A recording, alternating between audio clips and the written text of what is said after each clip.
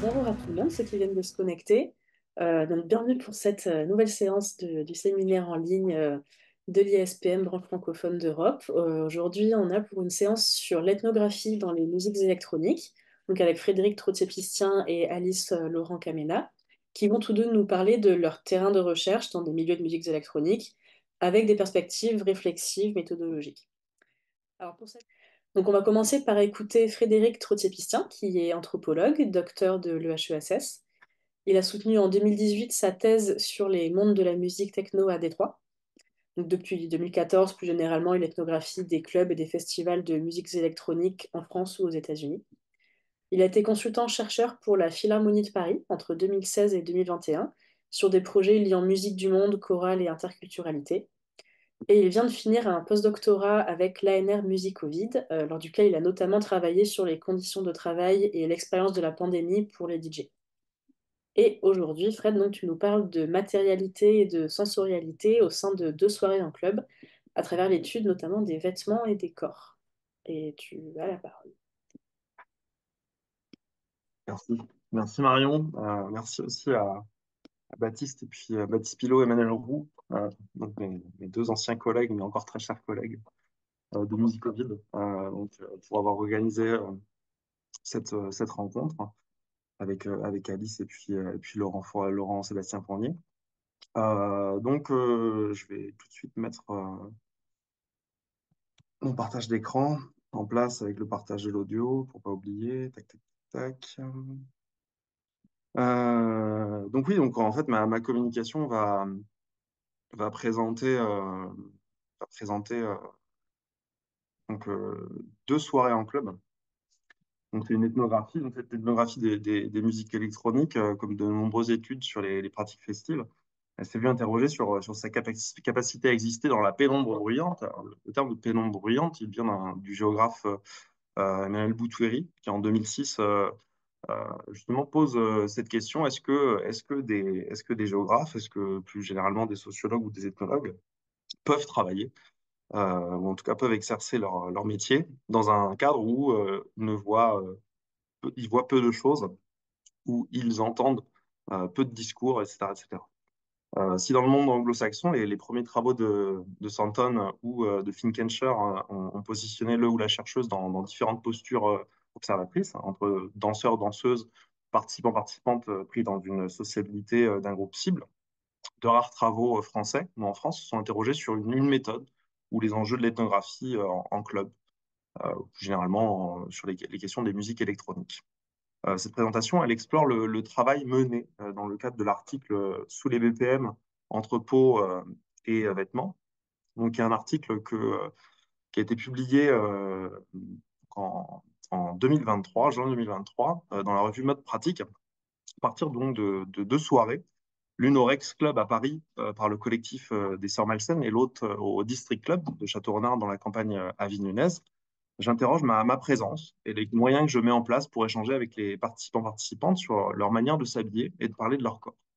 L'espace du club est souvent pris comme un safe space au sein de politiques sanitaires localisées dans la culture club de ces 20 dernières années et donc ainsi questionné. En juin 2021, Manuel Charpie, Corinne Legois et Patrice Verdière, qui sont tous les trois sociologues ou philosophes, me contactent dans le cadre d'un appel pour un article sur la techno sans être un article classique. La revue travaille donc sur les pratiques et les usages des vêtements, souvent dans une approche esthétique, historique ou sociologique.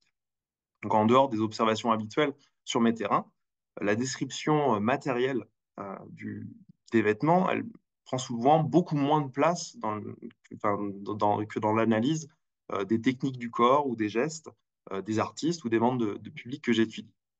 Je vais donc également, dans ce travail, apporter une analyse iconographique par le biais de deux photographes que je aussi, avec lesquels je fais deux entretiens. Donc, Cha Gonzalez et Olivier Degors. Degors, lui, a pris des photos dans les raves à Paris et en Île-de-France de 92 à 98, tandis que Cha Gonzalez, elle prend des photos en club depuis 2008. Tous les deux sont assez connus pour leur travail photographique, qui paraît assez régulièrement sur le sujet des activités en club. Dernièrement, d'ailleurs, Cha Gonzalez a fait plusieurs papiers, a signé d'ailleurs plusieurs papiers et en photographie et en texte pour Le Monde. Le groupe de direction de la revue donc approuve également l'idée que je puisse développer l'analyse de deux observations en soirée. Par rapport à ça, je les en remercie puisque le travail ethnographique dans sa forme écrite de description est parfois limité en fait dans des articles plus ou moins classiques en fonction d'où on peut publier. La techno est donc prise comme une culture nocturne et urbaine, selon les trois membres de la direction qui m'ont contacté, qui est elle-même apparentée à ce qu'on appelle cette phase paroxystique pour ceux qui en profitent, le moment où la fête bat son plein et où, paradoxalement, la ville, du moins en apparence, est la plus déserte, la moins active. Expose donc l'autrice Catherine Espinas dans son travail sur une anthropologie de la nuit. Si la nuit donc peut être à la fête, et bien que de nombreux festivals et raves s'étendent jusqu'au petit jour, voire traversent plusieurs journées, tout le monde n'en profite donc pas de la même manière. Parfois habillés d'un uniforme ou avec un logo distinctif, les travailleuses de la nuit festive, qu'ils soient agents de sécurité, barman, barmaid, techniciens, techniciennes, dames pipi, nous permettent d'en profiter. Ce jusque dans les choix vestimentaires lorsqu'elles ou eux n'ont pas toujours le choix. La nuit vécue comme une rupture temps-espace ne se vit pas de manière homogène en fonction des actions, des rituels et des groupes sociaux. Néanmoins, il s'agit ici de dépasser la notion qui est souvent apportée dans les études sur les musiques électroniques, notamment, je pense aux études dans les années 90-2000, donc de Boutouiri, mais aussi de Bernard Réau sur les clubs, où on parle souvent de l'asynchronie sociale, c'est-à-dire cette capacité à ne pas être dans une synchronicité normale, donc entre déviance, marginalité et normativité. Le groupe international Anthropology of the Night a travaillé d'ailleurs sur différents cas, dont un cabaret à Paris, et eux exposent juste la question justement dans l'ethnographie, dans le travail ethnographique, d'étudier la chorégraphie des corps nocturnes d'artistes et de danseurs mus par leurs actions sur leur corps, que la dimension sociale et culturelle de la nocturnité apparaît pour y être jouée, créant un moment diurne des corps nocturnes, né d'une esthétique nocturne de l'excès. Ça, je renvoie aux travaux de Jacques Galinier notamment. L'étude de la fabrication de nos corps nocturnes est alors une invitation que je prends au pied levé dans cet article. Le terrain sur lequel j'enquête s'ancre autour de la chorégraphie des publics, des pratiques musicales durant la nuit et spécifiquement donc les soirées techno. Le sociologue Étienne Racine a réalisé un article dans lequel, du point de vue des acteurs techno, je le cite, les pratiques techno nocturnes sont vues comme un enjeu d'une quête d'idéal. Les pratiques techno nocturnes sont vues comme sont prises comme une alternative à des pratiques perçues comme aliénantes. Face à la répétition de formes d'expérience, ces acteurs techno, trop souvent pris comme s'ils étaient un bloc d'ailleurs, organisent alors la nuit en divers rituels. Et si les actualités de ces 5 dernières années éclairent le maintien de cette pratique sociale polémique, ou font ressurgir le caractère subversif de la techno, je cite Lam, donc, qui a travaillé, Philippe Lam, qui a travaillé donc, sur la techno dernièrement, et le contrôle parfois extrêmement violent des pouvoirs publics, la pratique techno n'en reste pas moins liée à des terrains polysémiques d'expérience. D'ailleurs, la musique techno s'entend comme plurielle et loin d'un mouvement uniforme, nous dit le musicologue Mathieu Guillen, au travers donc d'une histoire des musiques électroniques de danse qu'il a pu lui aussi réaliser en France. Qu'entends-je alors par une analyse de la chorégraphie des publics de pratiques techno? Je souhaite en fait saisir les manières dont les corps se parent de lumière, de noir, d'accessoires et de vêtements, en interrogeant la configuration sensible des expériences techno. En quoi, comment ces matières, couleurs ou textures, et les corps qui les portent agissent? À l'aune de la diversité des formes musicales et événementielles de cette catégorie techno, doit-on plutôt parler de tendance que de code vestimentaire? Je ne vais pas sur le terrain de l'esthétique dans son acception en tant que mode ou tendance, hein. L'analyse esthétique est prise ici dans une compréhension pragmatique des enjeux sociaux autour de la normativité des tenues, des habits, qui est elle-même dépassée par la simple, je dirais, ou la description dense plutôt, des vêtements et des corps en action.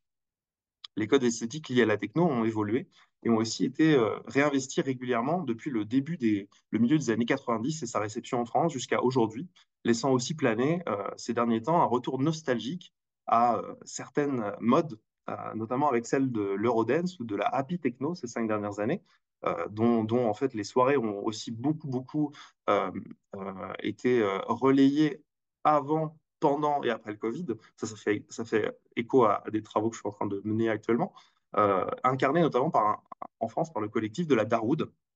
Voilà. dont je vais d'ailleurs vous passer un petit extrait.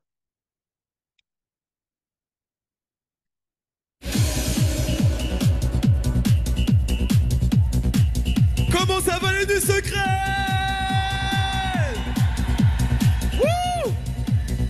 On vous entend pas, comment ça va les du secret? Voilà, voilà, voilà, voilà. C'est ce genre d'ambiance qu'on adore nous. On est la Darude, 1h30 de retrans. Hit music only. T'entends pas ou quoi?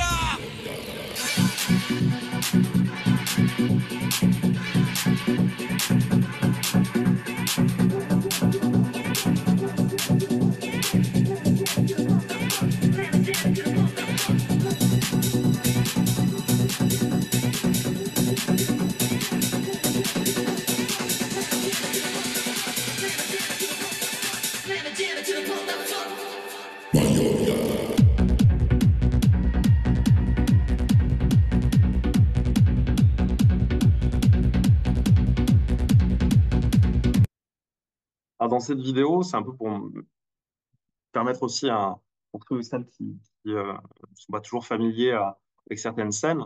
Donc là, on est vraiment dans une scène très récente, mais vous pouvez voir donc en termes de vêtements, on a beaucoup de bobs. On voit quelques bobs là, parmi la foule. Alors, il y a très peu d'images directes de la foule. C'est pour ça que je n'ai pas sélectionné forcément de passage, mais on voit beaucoup de bobs, des gens qui vont porter des lunettes qui font référence à des lunettes qu'on va retrouver dans des magazines, notamment. Je vais faire un petit passage historique par le magazine Coda ou d'autres magazines de référence en France, où on voit en fait que les styles sont remis à l'ordre du jour. On a des t-shirts comme le t-shirt où vous voyez le logo donc, d'un des DJ qui s'appelle DJ Kwame, qui porte le logo DDP par exemple, voilà, qui sont en fait des marques qui étaient très très populaires à la fin des années 90, début des années 2000, etc., etc. Voilà. Pour ne pas vous perdre et vous donner des clés de lecture, je vais donc vous parler un peu de ces références qui peuvent exister dans cet univers-là, avant de passer en fait à la question ethnographique. Euh, Donc, je vous parlais du magazine Coda. Magazine Coda, en fait, c'est un magazine qui a existé en France de 93 à 2006. Coda, c'est un format particulier, hein, donc c'est celui du magazine musical avant l'expansion des usages informatiques, et donc de nombreuses composantes ont disparu ou se font désormais assez rares dans ces versions récentes, hein, la vente de matériel de son, des messages entre lecteurs et lectrices, des annonces de soirées. Euh, et donc, dans ce magazine techno, l'un des éléments que je pointe ici, donc par le biais de plusieurs visages, on y voit donc en fait, un jeune homme aux lunettes gris métallisées avec une veste orange, les cheveux en pointe avec du gel. Je n'ai plus de cheveux, mais c'est la coupe que je portais quand j'avais à peu près 17 ans, donc à peu près l'âge où est sorti ce magazine, enfin 15-16 ans. On y voit donc aussi une femme en débardeur sur les épaules d'une personne non identifiable, un gros plan de bustier noir, un visage de profil d'une femme aux cheveux blonds avec des fleurs. Donc, tous ces éléments en fait sont réutilisés. On peut les retrouver notamment des images en fait de portraits de public.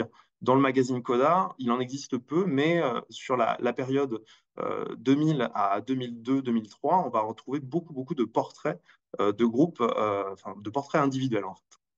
La tenue jean, t-shirt, basket ou les habits de sport sont visibles plutôt sur des artistes masculins, donc là pour la partie artistique, bien que ce soit leur visage que l'on voit le plus souvent en gros plan. Les artistes sont capturés en train de poser pour le photographe ou dans le moment de jeu de leur platine au travers d'une photographie paraissant plus instinctive. Pardon. Donc ça, c'est un peu pour vous montrer ce qui se fait dans le cadre des années 90-2000. Euh, et pour vous donner aussi une autre idée en fait d'une représentation médiatique de figures visibles de la techno, on a aussi ce dictionnaire du look qui paraît en 2009 Alors, en novembre 2021, donc quelques mois après que j'apprenne que la possibilité de réaliser un article sur le vêtement et les corps dans la techno, ma femme retrouve chez ses parents un livre intitulé donc, Le dictionnaire du look. Elle est styliste de formation et elle prend un peu cet objet comme un objet de normativité, figeant de manière typée des codes, mais aussi un recueil illustratif d'une période portant sur des tendances, des styles vestimentaires, des looks, tout autant que du besoin de personnes plus vraiment jeunes de devoir se repérer au sein des mondes de la jeunesse. Euh, une première catégorie explique que la tectonique est une sorte de jeté de bras en folie sur de la musique techno. Donc là, je cite, c'est à l'intérieur de ce dictionnaire du look, donc l'autrice de Margerie. Le livre revient sur les origines de cette danse et du style vestimentaire lié. T-shirt noir ou blanc, moulant, pantalon noir ou treillis militaire, maquillage noir, mitaine aux mains et brassard fluo.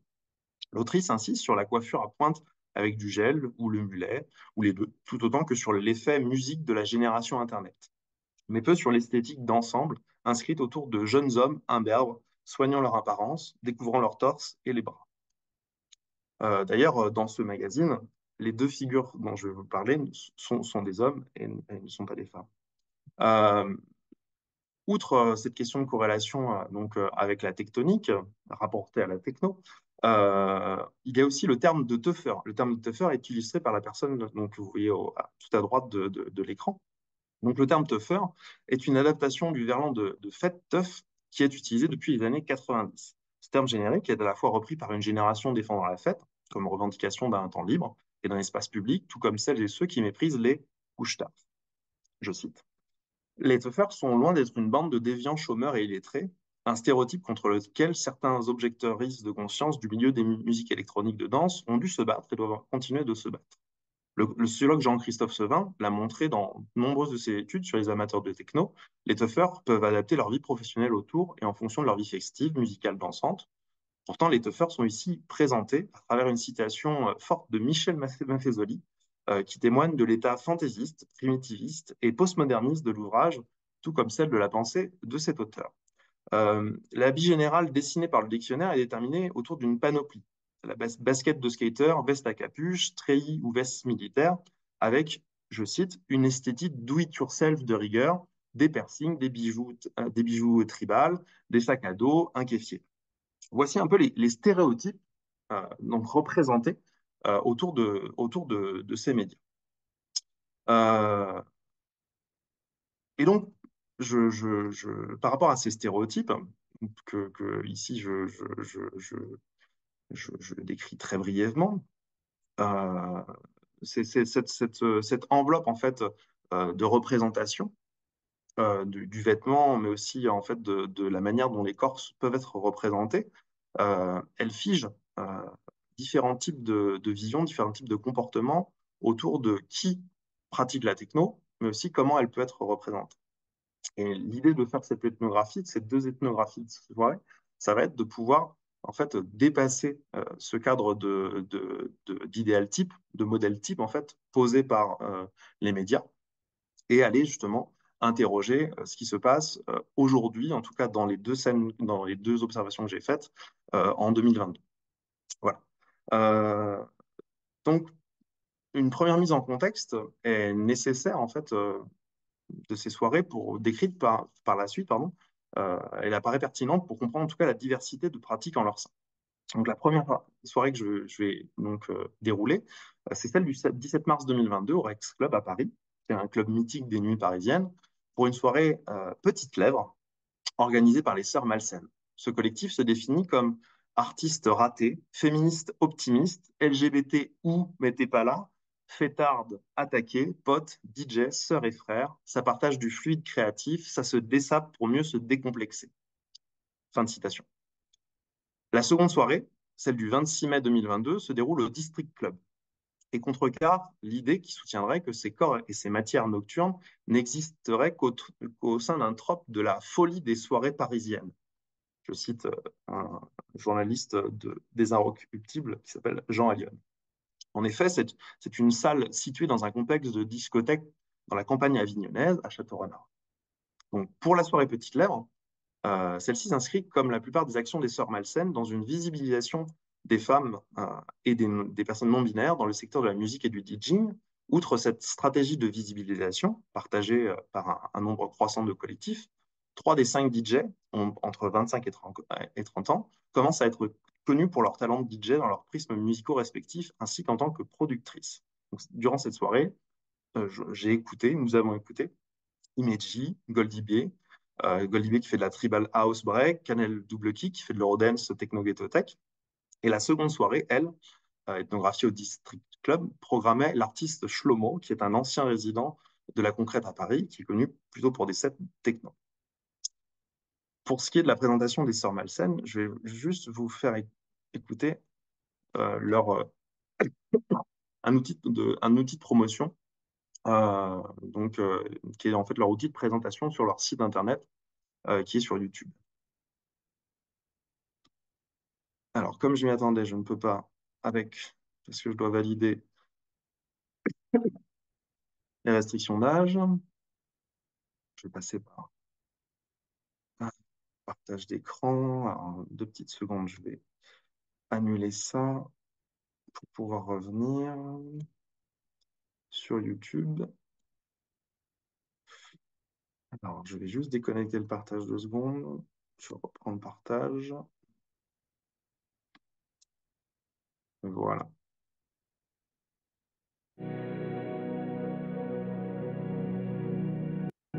Sœurs malsaines.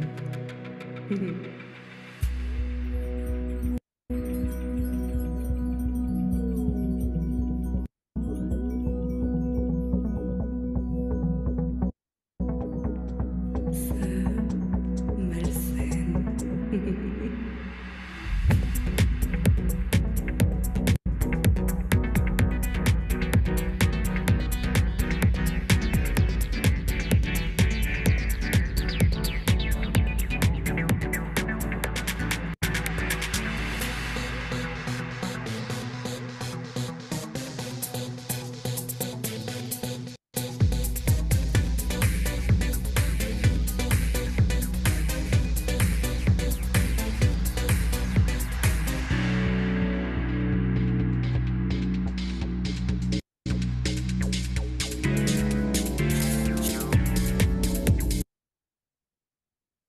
Pour la présentation des Sœurs Malsaines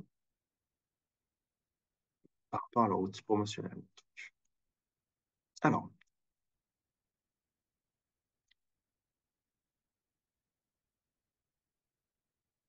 donc j'arrive vers 22h au Rex Club, donc le 17 mars 2022. Et je suis ma correspondante, donc Émilie Lefebvre, et entre dans le club. Je l'interroge sur la suppression par Instagram d'une photographie que les Sœurs Malsaines avaient publiée sur leur compte quelques jours auparavant. Sur la photographie floue qu'elles repostent dans leur story pour dénoncer la pudeur du réseau social, on peut voir le haut d'un corps, du menton au haut de la taille, où apparaît un discret téton dans l'ombre, l'autre étant caché par un long nœud papillon en cuir. Émilie Lefebvre est très énervée. C'est la coordinatrice des Sœurs Malsaines.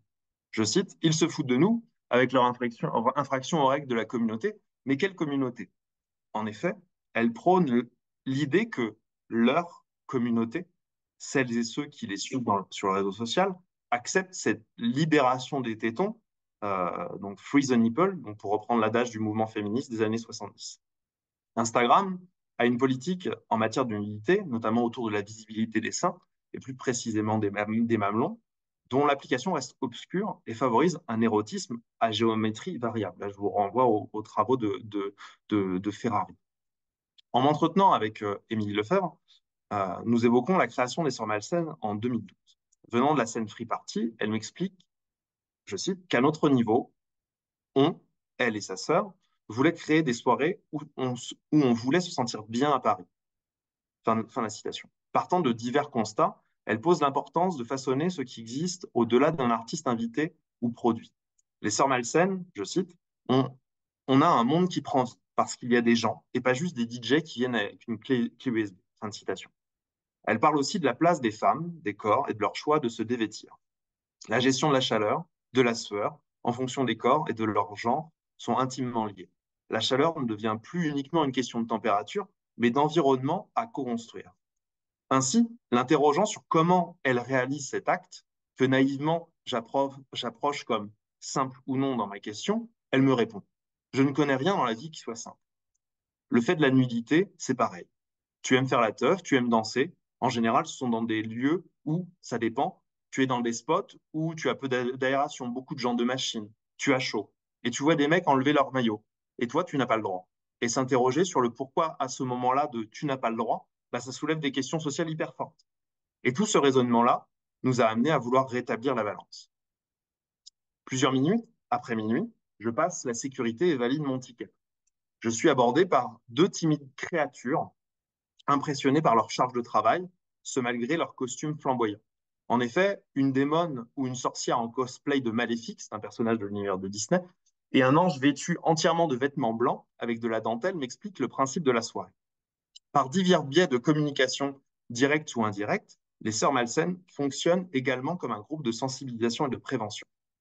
Ainsi, pendant que la démone expose qu'une partie de la piste de danse est réservée pour les femmes ou les personnes non binaires, comme espace safe ou espace sûr ou insécable, l'ange applique une gommette sur la caméra de mon téléphone pour réguler le cadre de la soirée. L'objectif est de ne plus pouvoir prendre de photographies ou de vidéos, et ainsi respecter l'anonymat des participants. Si cet usage découle de la protection de la vie privée des participantes à une soirée, elle répond particulièrement à la massification des temps et espaces d'usage de notre téléphone portable. La pratique de la photographie amatrice avec un téléphone mobile à portée de main renforce, je cite, la photographie prise sur le vif, révélant l'importance grandissante donnée aux émotions. Là, c'est une référence à Bationo et Zouinard. Je mettrai les références à la fin. Mais la photographie ou la vidéo est loin de n'être utilisée que comme pour tenir une mémoire de nos expériences. Elle façonne un miroir manipulable, utilisé dans une perspective de présentation ou d'expression de soi. Je cite les mêmes auteurs. Ainsi, des manières de se cacher ou de se montrer, d'être visible ou invisible, se forment au cours des soirées et en fonction des stratégies du lieu. Une réglementation photographique est d'ailleurs apparue au début des années 2000 dans le club Trésor. Pour protéger les participants des réseaux sociaux, le club opta pour une réglementation, l'interdiction plus ou moins stricte de prendre des photos et des vidéos dans ces lieux. Puis le Berghain, donc en Allemagne en 2009, applique une politique stricte de la règle en sortant immédiatement les contrevenants ou contrevenantes ou en les mettant sur blacklist, sur la liste noire. Le rôle des clubs s'écrit de manière à d'abord valoriser l'expérience musicale et la rencontre de personnes ayant les mêmes points de vue, explique la Club Commissioner, donc la commission berlinoise sur la vie des clubs. À mon arrivée, donc en bas de la salle, en arrivant à la salle, pardon, un groupe de jeunes entre 20 et 25 ans danse sur la piste. La plupart sont des femmes portant des débardeurs. Dans la foule, qui commence à s'amasser, une centaine de personnes, certains membres portent tout de même un sweat ou un pull. Les jeans sont plutôt dans des nuances de noir et bleu. Peu de couleurs ont encore fait leur apparition, à l'exception de l'équipe des sœurs malsaines vêtues de paillettes dans l'espace inclusif. Les quelques maquillages restants visibles, malgré la pénombre, sont des contours d'yeux noirs. En habitude du Rec Club, je suis surpris par le nombre de jupes portées par rapport à l'accoutumée dans ce lieu. Dans ma posture d'ethnographe, l'identification genrée est rendue plus complexe, corroborant par là même l'invitation à fluidifier les codes de la soirée. Des bouches roses, des bouches fluo-roses suspendues à une de leurs commissures au plafond font office de vulve pour suggérer les petites lèvres. Des néons et du tulle décorent le DJ booth, la cabine de DJ, et sur les écrans répartis au niveau du bar avant la piste de danse, le logo des Sœurs Malsaines passe en bout. De grands draps noirs et blancs sont suspendus autour de la piste, sur lesquels sont écrits en rouge à la main Burn the Patriarchy with Acid Techno et Misander Show. Un peu plus tard, trois femmes aux airs et attitudes similaires repoussent un homme que j'observais depuis quelques minutes les dévisager avec insistance. L'homme passe devant elle, s'éloigne de quelques pas. Elle s'approche et lui pince le dos ou les fesses pour l'embêter. Elles sont discrètes. Perturbé, il ne devine pas d'où cela vient. Sur le son de Goldie B, aux longues dreadlocks, je repère Émilie dans l'espace en non-mixité choisi, de noir et paillettes vêtues. Lors d'un court passage vers le fumoir du Rex, en espace fermé, je croise deux hommes de 55-60 ans en costard-cravate. Les femmes les accompagnant sont en robe à talons. Les rares talons de la soirée, les boots et les sneakers étant préférés. En sortant du fumoir, je vois des imprimés de couleurs, des imprimés léopards et une femme en chemise bleue avec des motifs de glace rose et blanche. excepté quelques chemises qui appartiennent plutôt aux individus perdus en aventure novlangue ou de l'happy hour ou en after work de leur travail autour du 2e, 3e, 9e et 10e arrondissement de Paris où se trouve leur ex-club, les hommes portent tous des t-shirts noirs ou blancs. Et je vois aussi un sac banane à paillettes qui apparaît, moi-même portant durant cette ethnographie un sac banane à paillettes. 6 performeuses des Sœurs Malsaines dansent alors en bordure de l'espace non mix, tournées vers l'ensemble de la salle. Chacune porte une tenue individualisée, seins nus ou non, t-shirt long et bandana, mulet ou carré court, corset en cuir ou pas. Différents habits, différentes formes, différentes femmes. La piste de danse est alors presque pleine. Côté de moi, un groupe d'hommes danse et mime des positions suggestives en rigolant grassement. Plus tard, vers 2 heures, le changement de DJ débute par des morceaux Eurodance. La DJ Camille Double Kick, chignon double sur la tête, arbore un tailleur au motif japonisant. Sur un mix du titre Don't Want a Short Dick Man, les gens se bousculent un peu plus. Les cercles de danse disparaissent pour former une foule. Ni les groupes d'hommes et de femmes ne peuvent être frontalement distingués entre hétérosexuels ou homosexuels. La sensualité ou les corps qui se touchent, les lèvres qui s'embrassent sont éparses sur la piste de danse. Néanmoins, la soirée jusque-là majoritairement féminine devient plus masculine. L'homme déjà, repéré précédemment, réitère ses regards. Une jeune femme, sein complet, montrée avec cache-téton noir, discute avec 2 amis. Il la dépoitrine, puis se détourne moins conquérant lorsque les femmes s'en aperçoivent. Il se détourne tout en continuant de faire le tour des groupes de femmes, à la manière d'un rapace que je ne pensais pas voir dans cette soirée. Tout autant qu'il illustre une forme de toxicité masculine, ce cas donne à discuter un fait contradictoire face au mythe de la crise de la masculinité, mais aussi un fait contradictoire sur un élément de safe space qui a été euh, écrit, proposé et qui est l'idéal en fait conceptualisé dans cette fête.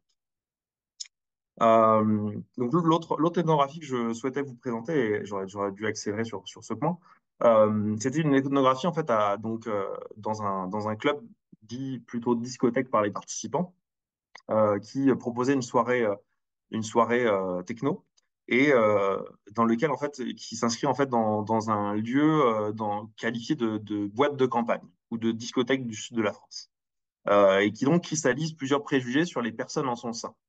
Je me suis dirigé moi dans cette soirée euh, avec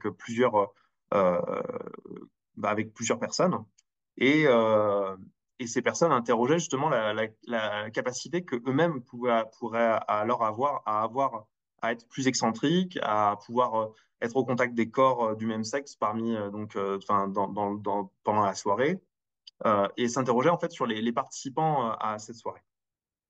Euh, je- pour aller vers ma conclusion, je vais un peu accélérer, mais en fait, ce qu'indiquait en fait cette soirée, c'est que les codes et les habits étant principalement en fait assez similairement les mêmes pour 2 soirées assez différentes, ce qui était intéressant, c'était plutôt de voir comment les groupes que j'ai interrogés donc pendant la soirée pensaient la soirée, la réalisaient donc dans l'expérience et derrière voyaient en fait si le fantasme qu'ils avaient de la soirée se réalisait. Et donc la question de euh, est-ce que le club et est-ce que les organisateurs et organisatrices de la soirée avaient mis en fait, enfin, en quoi eux permettaient cet horizon d'attente d'avoir un espace safe ou pas. À savoir que même si aujourd'hui il y a de plus en plus de soirées qui se font par des collectifs, les 3 quarts des soirées en club techno, en tout cas de soirées techno, sont réalisées non pas par des collectifs, mais par le club et la programmation du club lui-même elle-même. Et donc la question qui se posait par rapport à ça, c'est sur la question de l'organisation de la soirée et même sur la question de la conceptualisation même en fait de la question de la soirée. C'est-à-dire ces personnes ne vont plus en club, mais font une sélection de la soirée avec un horizon d'attente en fait sur la question de euh, on va avoir tel type de DJ, mais on va aussi euh, connaître la possibilité d'une expérience safe, par exemple, ou d'une expérience où on va pouvoir être accepté en tant que hétérosexuel ou homosexuel, si ça va être dans des cadres mix ou non mix, etc., etc. Donc pour terminer, enquêter sur les vêtements au sein de ces pratiques ouvre la porte à une reconstruction de ce que la nuit offre et permet entre objets communs, radicalité, marchandisation, exploration corporelle, construction de nouveaux espaces en soi, et pour un groupe ou une communauté. Inversement, l'expérience des espaces festifs des enquêtés emprunte d'un imaginaire et d'expériences variées de la culture club. Euh, et permet d'analyser les vêtements et les modes de s'habiller comme champ des possibles. Si l'entrée en fait techno est habitée en fait vestimentairement par nos groupes sociaux d'appartenance, incarnés par des habitudes incorporées, et la réputation d'une soirée ou d'un lieu festif, les modes de vêtir, se dévêtir ou dévêtir restent façonnés au cœur de l'expérience et donc de sa performativité. Une performativité en corps et en vêtements qui découle aussi de nos usages, de la matérialité tactile et affectée au son des musiques électroniques de danse. Et par rapport à ça, je renvoie notamment aux travaux de Luis Manuel Garcia. Et je vous remercie. Merci beaucoup, Fred. Donc, Alice Leon-Camena est doctorante en sociologie, rattachée à l'université Rennes 2 et au laboratoire à Rennes. Donc, sa thèse s'intéresse au monde de l'art des musiques électroniques en France, à partir des rapports de genre et des rapports aux idées féministes qui y ont cours. Donc aujourd'hui, Alice va nous parler de sa manière de saisir ethnographiquement les rapports de genre dans les espaces festifs des musiques électroniques, avec une perspective d'enquête féministe. Voilà, je te laisse la parole, Alice. Merci Marion, bonjour à toutes et à tous. Alors, je vais commencer par partager mon écran. Alors logiquement, là, ça devrait être bon, vous voyez bien? Super. Donc effectivement, comme tu le disais Marion, ma présentation, elle s'appuie donc sur mon terrain de thèse en sociologie, réalisé auprès d'artistes de musique électronique basés en France. Donc ma présentation s'intitule Saisir ethnographiquement les rapports de genre dans les espaces festifs des musiques électroniques, enquêter en féministe, point d'interrogation. Donc, dans le cadre de ma thèse, j'ai suivi pendant 3 ans des artistes dans leurs activités professionnelles routinières, animation d'ateliers d'initiation au mix, sessions de composition home studio, organisation en amont de soirée et évidemment leur performance en DJ set. Cette enquête, elle m'a amené du coup à réaliser un nombre important d'observations dans des clubs et des festivals. Et cette communication, elle a pour but de reprendre justement le cheminement de cette enquête et notamment certaines des difficultés qui s'y sont déroulées, avec cette idée que les difficultés méthodologiques, elles nous permettent de faire émerger des résultats à proprement parler. Alors, je suis rentrée dans ces espaces d'abord en les considérant et donc en les observant en tant que lieu festif pour être progressivement amené en fait, à les considérer comme des espaces professionnels à part entière. L'objectif de ma présentation va donc être de retracer cet itinéraire, déjà parce qu'il va nous permettre de faire émerger des éléments empiriques intéressants sur la manière dont ces lieux peuvent fonctionner et donc sur la manière dont le travail s'organise dans le monde de l'art qui m'intéresse, celui des musiques électroniques. Mais aussi parce qu'en fait, les différentes positions d'observation que j'ai occupées sur le terrain, les différentes casquettes que j'ai pu mobiliser, ont pu conditionner en fait aussi ce que j'ai observé, et notamment en matière de genre et de rapport aux idées féministes. Alors pour présenter, je serai rapide, mais l'enquête et la méthodologie. Donc j'ai fait une première phase exploratoire du terrain avant le Covid pendant 6 mois en 2019 auprès d'un groupe de DJ amateurs organisé en non-mixité. Et sinon, le gros du terrain a vraiment été réalisé de fin 2020 à fin 2023 avec environ 80 artistes pour moitié d'hommes et de femmes. Donc, je précise que c'est une ethnographie que j'ai réalisée de manière multisituée, dans le sens où j'ai suivi vraiment des artistes et des chaînes de coopération artistique.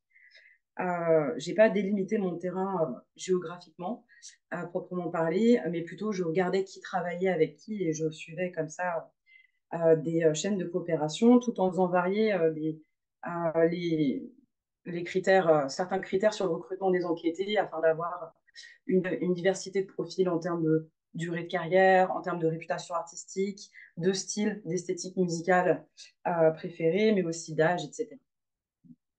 Donc, ce qui m'a amené à réaliser des observations dans 5 grandes villes françaises, 3 villes un peu moins grandes et quelques observations très ponctuelles dans de plus petites villes. Donc, on voit bien là la dimension fortement urbaine de cette enquête. Et au niveau des lieux que j'ai été amenée à investir dans le cadre des observations, Le gros de l'enquête s'est concentré sur des festivals et clubs vraiment spécialisés dans les musiques électroniques. Mais j'ai aussi réalisé des observations dans des boîtes de nuit qui avaient par ailleurs soit une salle dite généraliste ou alors des soirées généralistes aussi dans leur programmation. J'ai aussi réalisé des observations en salle de concert de type SMAC notamment, des bars de nuit, divers débits de boissons diffusant également de la musique électronique, et enfin des lieux un peu plus périphériques, mais quand même liés à ce monde de l'art, au moins pour des temps ponctuels et précis, comme des squats, des galeries d'art, etc. Alors d'ailleurs, peut-être pour terminer sur la méthodologie, j'ai adopté une manière assez ferme de cloisonner les espaces que j'enquêtais et une manière assez ferme d'anonymiser les personnes avec qui j'étais amenée à travailler. Euh, et d'ailleurs, anonymisation que je vais mobiliser ici dans le cadre de ma présentation. En effet, c'est un milieu, et on va le voir pendant ma présentation, qui fonctionne vraiment enfin, à travers des logiques d'interconnaissance très fortes, des sociabilités informelles. Et par conséquent, en fait, nombre d'enquêtés m'ont demandé pendant mon terrain, ben, qui est-ce que j'avais rencontré, qui est-ce que je connaissais, tu as fait un entretien avec qui, etc. Et initialement, pour éviter d'être rattachée juste à une clique particulière ou un collectif particulier, j'ai été assez prudente en disant que j'anonymisais ces éléments. Et il s'avère que ce cloisonnement et cette prudence en termes d'anonymisation s'est avéré utile aussi lorsque je récoltais des matériaux particulièrement sensibles. Et je reviendrai sur cette question en fin de présentation. Alors d'abord, donc, je vais articuler mon propos en trois parties. D'abord, vraiment sur les débuts de l'ethnographie, donc sur le dance floor, le club comme espace festif. Donc quand je commence le terrain, je sens de fait un décalage entre ma position et celle des personnes qui sont présentes dans les clubs. Donc c'est un point qui a notamment été abordé par Sarah Thornton dans l'ouvrage issu de sa thèse dédiée au club et rave britannique des années 90. C'est-à-dire que pour reprendre l'extrait de son ouvrage, même si elle-même avait été une clubeuse avide, elle était une outsideuse des cultures sur lesquelles elle enquêtait pour plusieurs raisons. Et peut-être la principale raison, c'est qu'elle était en train de travailler dans un espace dans lequel les gens, par définition, sont en train de s'adonner à une activité de loisir. Tout le monde sauf, et d'ailleurs elle le remarque dans cette citation, tout le monde sauf les DJ notamment, qui font partie des gens qui travaillent dans les clubs et les festivals. Mais de la même manière, la question s'est posée à moi quand j'ai commencé le terrain, je ne peux pas travailler comme les enquêtés, puisque je ne suis ni musicienne ni DJ, je ne fais d'ailleurs pas partie d'un collectif qui organise des soirées, je suis plutôt extérieure à cet espace. En début de terrain, je vais donc réaliser des observations en me rendant en club en tant que public, sans négocier formellement d'accès. J'y observe les interactions entre les artistes et la foule. J'estime vaguement l'âge et la répartition genrée de la population qui est réunie sur le dance floor. J'essaye de reconnaître les esthétiques musicales, éventuellement en utilisant Shazam sur mon téléphone. Je me déplace beaucoup, je discute un peu avec le personnel du bar, le personnel de la sécurité, donc des métiers qui sont en contact en fait avec le public pendant la nuit. Rapidement, je demande à des artistes que je contacte au préalable sur les réseaux sociaux si je peux les accompagner ponctuellement lors d'une date. Parce que je sentais bien qu'il y avait un enjeu à éviter d'être confiné au dance floor, pour reprendre une expression de Rebecca Farrugia. Alors, pas de problème, en général, les individus, les artistes acceptent, je suis mise sur liste. Et quand j'arrive au club, j'ai la position d'une invitée extérieure. J'ai notamment cet exemple lors d'une soirée dans un petit club géré par une association dans le sud-est de la France. Je demande à l'artiste qui m'a invité si je peux donner un coup de main à son collectif sur des tâches d'organisation.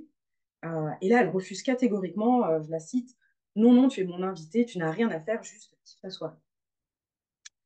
Bon, durant cette période, je formule déjà des premières observations concernant la dimension genrée des dance floors en termes de présentation corporelle de soi, ce qui fera écho d'ailleurs à ta présentation, Frédéric, en termes d'occupation de l'espace, etc. Un point sur lequel je voulais revenir notamment, c'est la régularité avec laquelle des membres masculins du public vont me demander ce que je fais là toute seule. Bon, c'est un étonnement qui provient déjà du fait que je n'utilise pas ces espaces de manière habituelle. Je me promène dans le club, souvent non accompagnée, je suis arrivée toute seule, j'attends seule au bar, je ne passe pas des heures d'affilée à danser, mais plutôt je discute avec d'autres professionnels, je commande des boissons sans alcool, enfin voilà, tout ça est très étonnant. Mais cet étonnement, il comporte aussi une dimension genrée. Euh, un membre du public, notamment, me demandera, mais avec insistance, hein, à plusieurs reprises durant la même soirée, où sont mes copines? Pourquoi t'es pas venue avec tes copines? Elles sont où? Elles sont où? Voilà.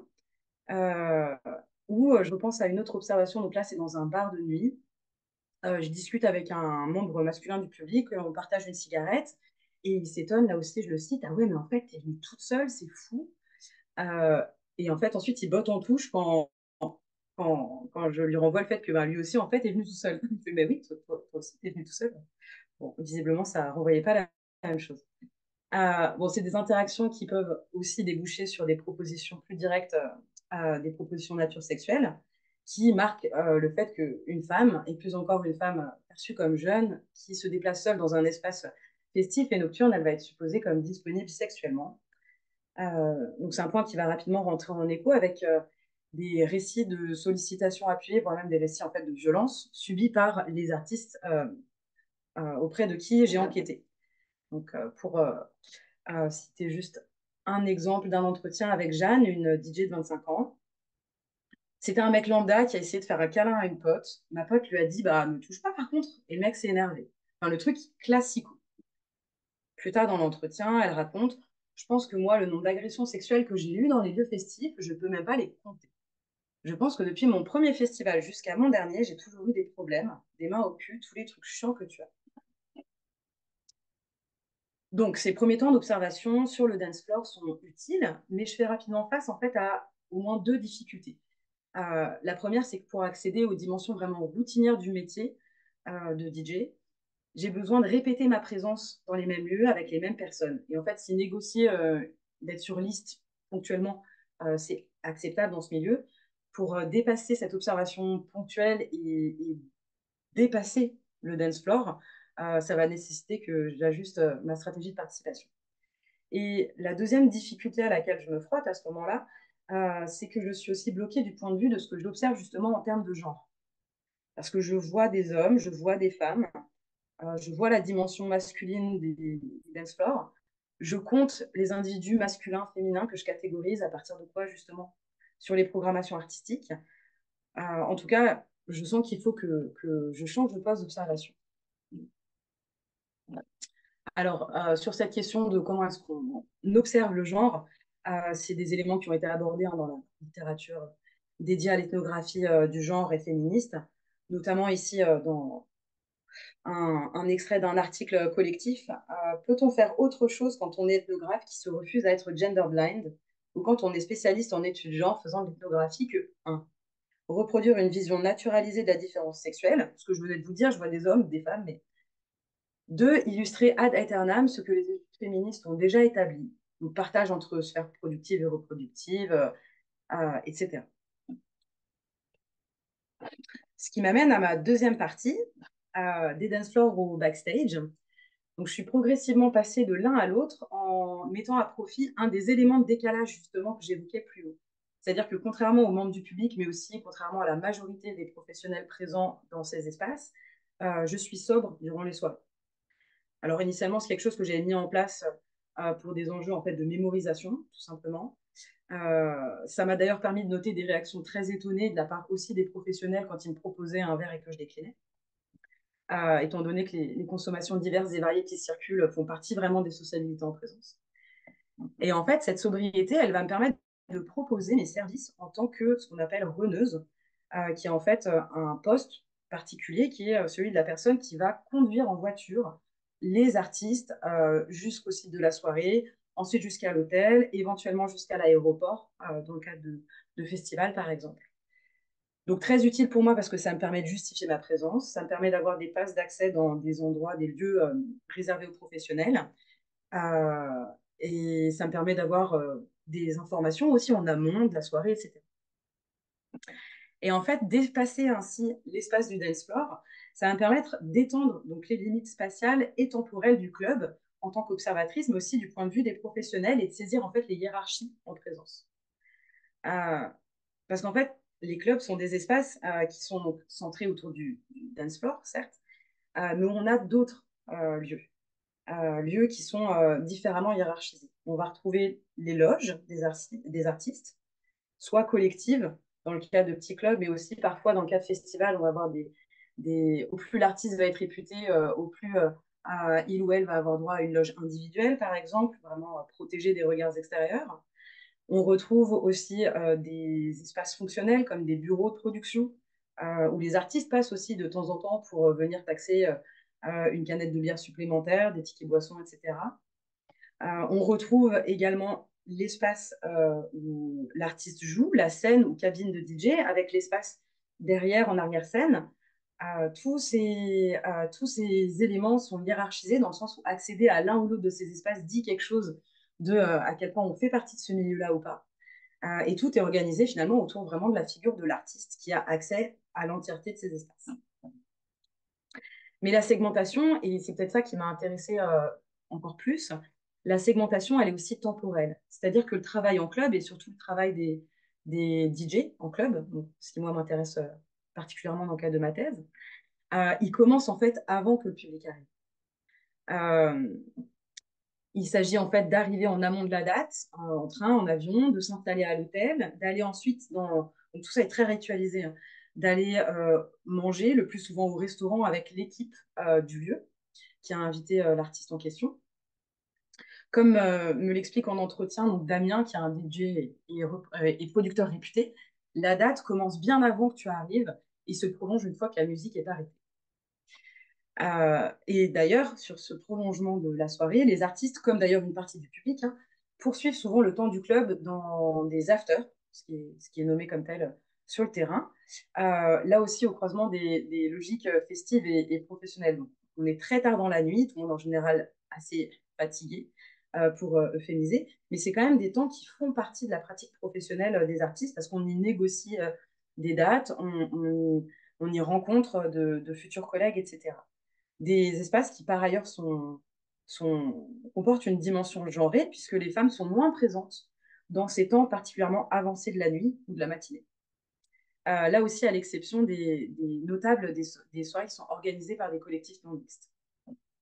Donc, c'est ce qu'évoque ici un enquêté masculin dans un entretien, voilà un extrait d'entretien que je projette. Et c'est aussi ce qu'évoque une enquêtée féminine, Maëva, donc qui a 29 ans, DJ. Elle me raconte un after où l'équipe du club et le collectif se sont retrouvés chez elle. Et les mecs ne parlaient qu'au DJ, sachant qu'elle est DJ elle-même. Mais là, elle ne s'inclut pas dedans. Maëva est alors en couple avec l'un d'eux. L'after se déroule dans leur appartement. Elle évoque la frustration de n'être absolument pas reconnue, d'être la meuf de l'ombre ou la meuf d'eux. Elle ne se sentait pas à la hauteur face à ces artistes qu'elle sacralisait. Elle précise, la seule personne avec qui j'ai discuté à l'after, c'est la copine d'un des artistes.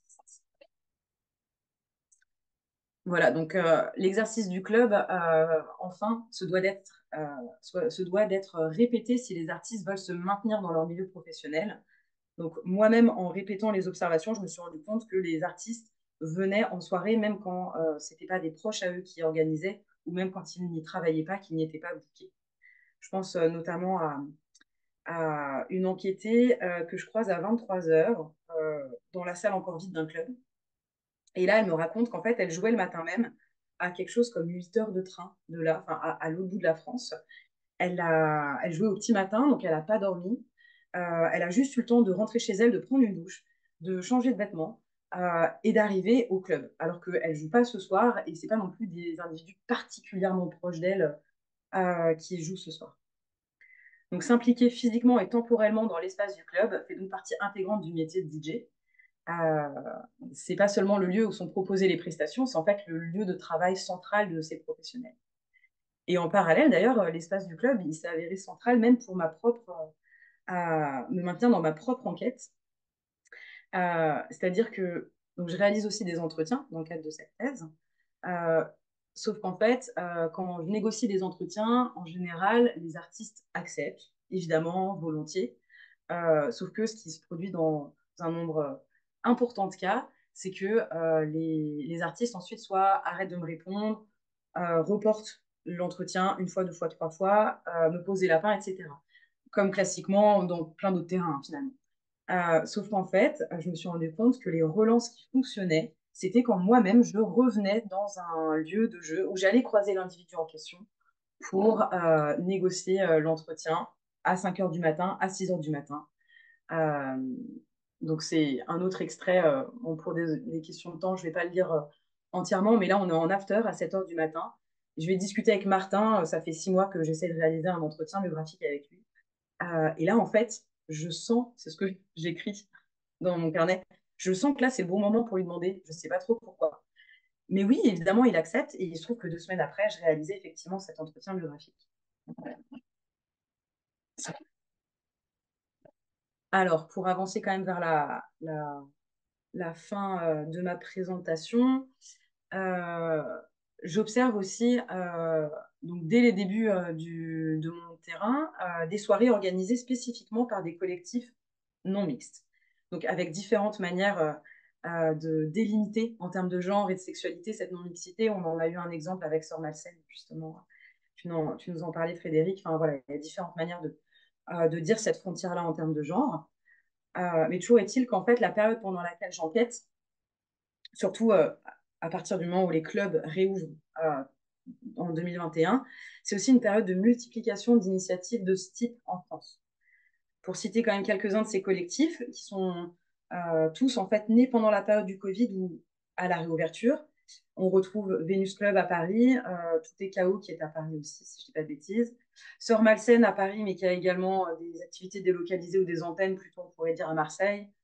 Unitzer à Lyon, pour le Grand Ouest, Zone Rouge, Elemento, mais aussi Fast and Furious, Les Filles de la Sœur à Grenoble, etc. etc. Donc, c'est une liste qui n'est pas exhaustive, évidemment.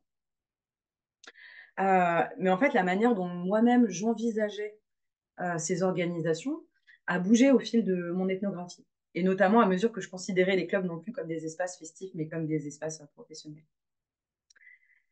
Et notamment, le fait de commencer l'enquête, aussi en tant que femme et en tant que personne qui a des convictions et une socialisation au féminisme avant de commencer l'enquête, quand moi je vois cette multiplication de collectifs, ça a pu donner lieu à un biais, en fait, lors de ma première année de terrain, si je devais délimiter comme ça, celle de la diffusion forte du féminisme dans le monde de l'art. D'autant que nombre d'enquêtés, des hommes comme des femmes, me disent en entretien être sensibles au féminisme quand on parle de leurs convictions politiques. Bon, c'est une question là aussi qui a été plutôt balisée dans la littérature méthodologique, mais je trouve très utile la manière dont la sociologue Béatrice de Gasquet en parle. Elle s'est notamment demandé ce que le féminisme de l'ethnographe produit sur le terrain. Elle évoque notamment la tentation à voir des féministes partout. L'ethnographe va alors se demander, donc c'est l'extrait de l'article que je projette, l'ethnographe se demande alors, sont-elles féministes? Sont-elles vraiment des féministes? Mais comment peut-on ne pas être féministe dans leur situation, par exemple? Mais ne sont-elles pas finalement féministes sans le savoir? Donc c'est une question qui a traversé ma propre enquête. Et elle a en fait été rendue particulièrement visible lors d'un entretien qui est un peu un moment pivot. C'est un entretien que je réalise avec une enquêtée qui a une petite quarantaine d'années. Et donc, pour situer le verbatim que je vais projeter, on est à la fin d'un entretien biographique long et en fait, elle est en train de me parler de la question des dénonciations des violences dans ce milieu. Donc, moi, ça m'est arrivé de me retrouver dans des situations à la con. Je ne suis pas allée faire des accusations de viol. Après, il y a des choses très graves, hein, mais le souci, c'est vraiment qu'il y en a tellement, tu ne sais plus non plus qui croire. Je suis horrible, et donc là, en fait, elle se coupe. Je suis horrible, non, de parler comme ça en tant que femme. Moi, je fais non, non, si c'est ton ressenti. Je fais non, mais si, je suis horrible, tu me regardes avec des yeux hallucinés. Mais évidemment que c'est bien que les gens puissent réagir et parler maintenant. Mais... Donc là, elle continue sur ce qu'elle me disait, sur les dénonciations de violence qui prendraient un peu trop de place en ce moment. Et en fait, moi, en fait, ce qui se passe à ce moment-là, c'est que je suis un peu mortifiée, en fait. C'est que face à ce que moi j'analyse vraiment à la va-vite comme des propos aussi antiféministes de sa part, euh, habituée pendant un an à converser qu'avec des personnes qui se disent complètement acquises à la cause féministe, j'ai laissé transparaître aussi au niveau du non-verbal quelque chose qui l'a renvoyé à ses propres positions. Et d'ailleurs, en fait, la fin de notre entretien, ça va être que des moments où on va revenir cette question de son positionnement. Euh, donc, par exemple, là, on est peut-être une vingtaine de minutes après, elle est en train de me parler d'un artiste dont elle me recommande le travail. Donc, ça n'a plus grand-chose à voir avec la question. Je lui dis, c'est super, ça me donne des infos. Là, elle me coupe à nouveau. J'espère de ne pas t'avoir trop choqué avec mes propos. Et je fais, non, tu me choques pas du tout. Elle rigole un peu nerveusement. Ok, donc c'est pas grave de pas se sentir féministe. Bon, alors cet entretien m'a permis de reformuler et de revoir de manière réflexive certains éléments de mon terrain. Bon, déjà, je formule quelque chose qui paraît simple, hein, mais que toutes les artistes féminines, évidemment, dans ce milieu, ne se sentent pas féministes, mais aussi que le féminisme comme thématique occupe une place très ambivalente dans cet espace professionnel. Il faut prouver en tant que femme ou en tant que personne minoritaire du point de vue du genre, alors déjà, qu'on est suffisamment sensible à la cause des femmes, que si on est une artiste, parce qu'après tout, en fait, si on est une artiste féminine dans un espace si masculin, ben, c'est qu'on est bien féministe quelque part. Mais le tout sans être trop féministe, sans paraître trop radical, comme vont me l'expliquer des enquêtés par la suite. Et d'ailleurs, et je vais essayer de conclure un petit peu là-dessus, mais cet entretien pivot, il me fait relire en fait, de manière réflexive, la manière dont la thématique du genre et du féminisme m'a aussi été imposée à moi en tant que chercheuse. On s'imagine aussi directement que je suis féministe et que je travaille sur le genre. Je précise là-dessus que quand je présente ma démarche d'enquête aux enquêtés, je dis que systématiquement hein, que je travaille sur le déroulement des carrières. Je ne parle pas de la question du genre pour voir comment elle émerge.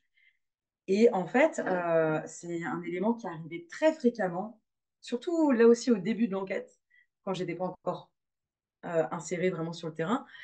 Très fréquemment, des enquêtés, des hommes comme des femmes, ont pu me diriger le regard de l'ethnographe vers des espaces uniquement occupés par des femmes.